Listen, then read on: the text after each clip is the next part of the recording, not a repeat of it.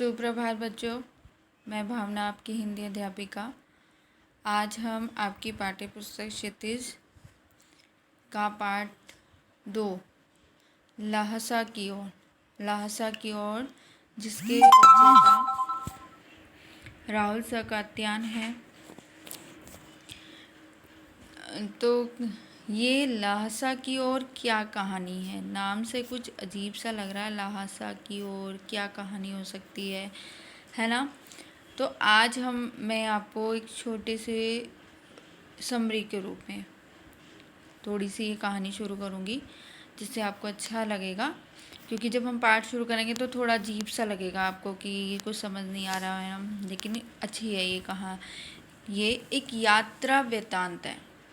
यानी लेखक के द्वारा यात्रा की गई उसका वृत्तांत हमारे सामने लेखक ने प्रस्तुत किया कि उसकी यात्रा में जिस यात्रा पे वो गया था उसे वहाँ पर किन किन परेशानियों का सामना करना पड़ा, क्या क्या अनुभव उसे हुए, क्या क्या वहाँ पर यात्रा के दौरान उसने किन किन चीज़ों को देखा।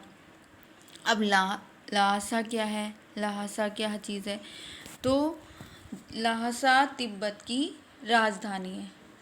लेखक कौन है इसके? राहुल सकात्यान। जन्म इनका कब हुआ था? 1893 में यूपी में हुआ था। यात्रा वृत्तांत के दौरान वहाँ के अनुभव के बारे में, वहाँ की स्थितियों के बारे में लेखक ने हमारे सामने ये यात्रा वृत्तांत प्रस्तुत किया है। यह एक यात्रा वृत्तांत है। जब लेखक तिब्बत गया, वहाँ उनके क्या क्या अनुभव हुए, कैसी कैसी परिस्थितियाँ देखी उन्होंने,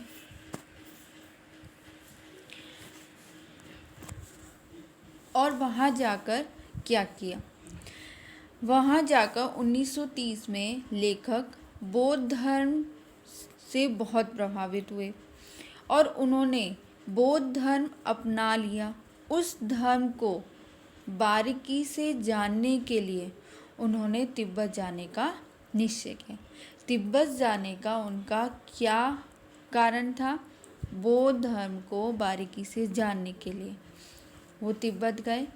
तिब्बत जाने के लिए उन्होंने ये उनका एक यात्रा था। अब तिब्बत वहाँ पहुँचे, वो कैसे, किन किन परिस्थितियों का उन्होंने सामना किया, तो वो सारी चीज़ें अब हमारे सामने आएंगी।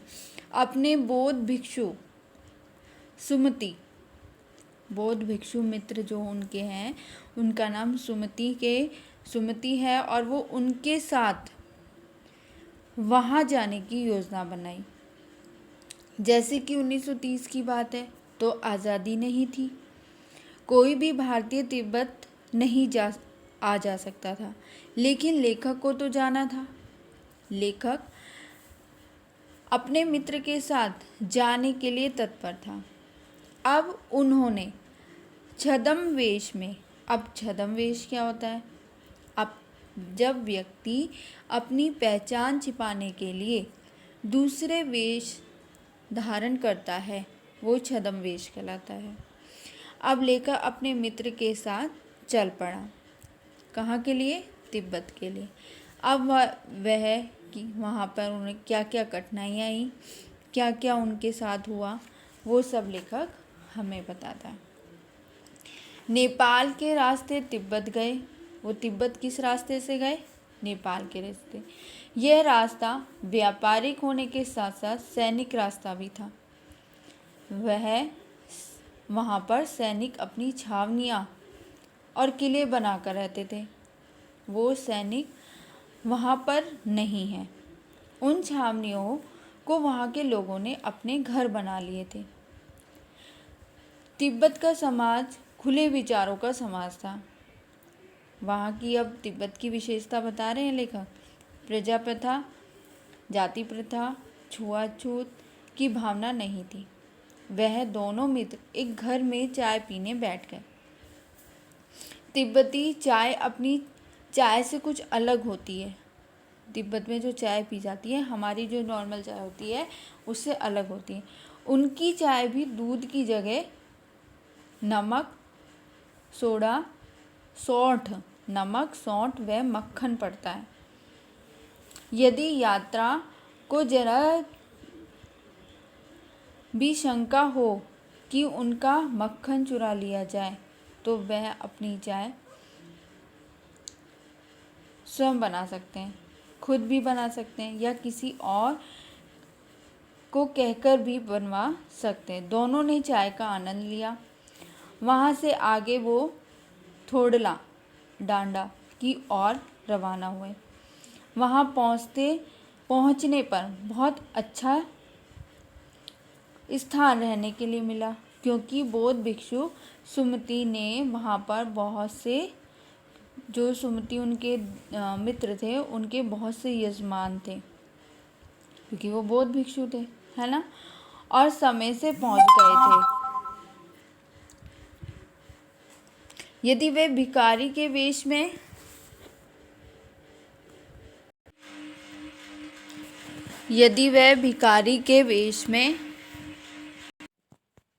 भिखारी वेश में गए थे, लेकिन फिर भी जगह अच्छी मिल गई थी सुमति के कारण। लेकिन 5 साल बाद वापस आए थे, तब उनको रहने का स्थान नहीं मिला था। कहने का क्या तात्पर्य है कि अब की बार सुमति और लेखक भिखारी के वेश में आए थे, तो उनको रहने का बहुत अच्छा स्थान मिल गया। 5 साल पहले भी लेखक यहाँ पे आया था, लेकिन उनको रहने का स्थान नहीं मिला था। क्यों नहीं मिला था? ऐसी कौन सी बात थी जिसके कारण लेखक को यहाँ पे रहने के लिए कोई स्थान नहीं मिला?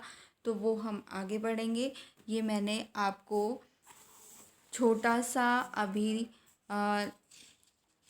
समरी बताई है लेखक की लेखक नेपाल क्यों गए थे, वहाँ पहुंचकर उन्होंने किन किन परिस्थितियों को देखा, किस नेपाल की विशेषता को हमारे सामने प्रस्तुत किया। अब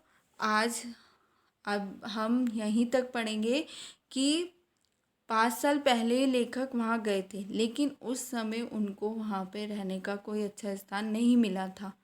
क्यों नहीं मिला था वो हम अगले भाग में पढ़ेंगे। ठीक है बच्चों, थैंक यू।